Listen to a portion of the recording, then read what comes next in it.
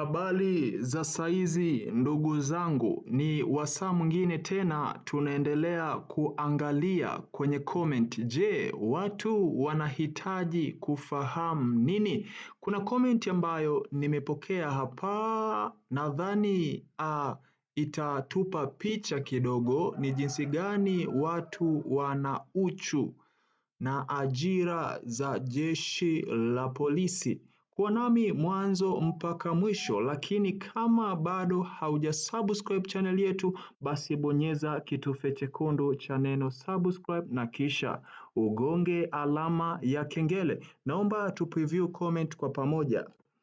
Yes, anaitwa Ali Othmani, mwanafamilia kabisa. Anasema ya kwamba kaka, hivi mwezi wa 7 ni guarantee hizi ajira za jeshi la polisi.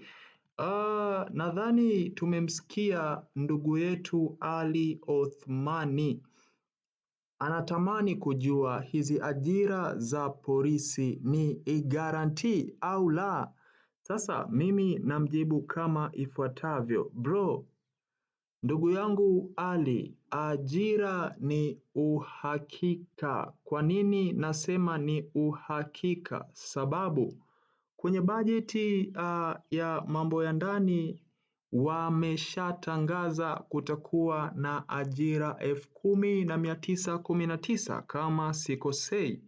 Kumbukumbu zangu zinanionyesha ya kwamba bajeti ilishasomwa ya kwamba kutakuwa na ajira za majeshi ambazo zipatazo 10,919. Hivyo tuvute subira tuone, je, mwezi wa 7 tunaweza kumaliza bila tukio lolote, bila kuwa na tangazo lolote la ajira? Lakini sidhani kama itakuwa hivyo, maana ukiangalia ya kwamba watu ambao walikuwa wameenda kwenye mafunzo, yani ile intake ya kwanza ya 25-26 imekwisha.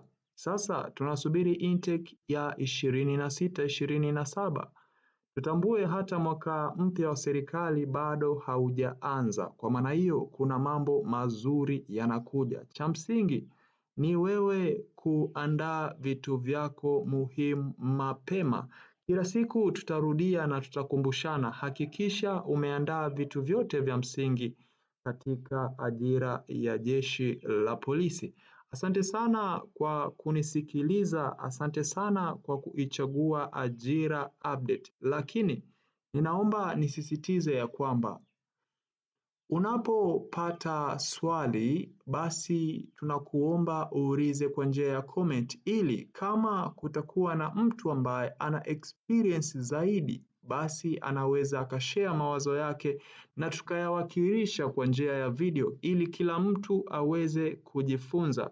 Ulikuwa nami mtu wako wa maana kabisa hapa. Ajira Update ndio habari ya mjini. Chao, usahau kucomment na kusubscribe, na pia share huu ujumbe kama umekusaidia. Chao.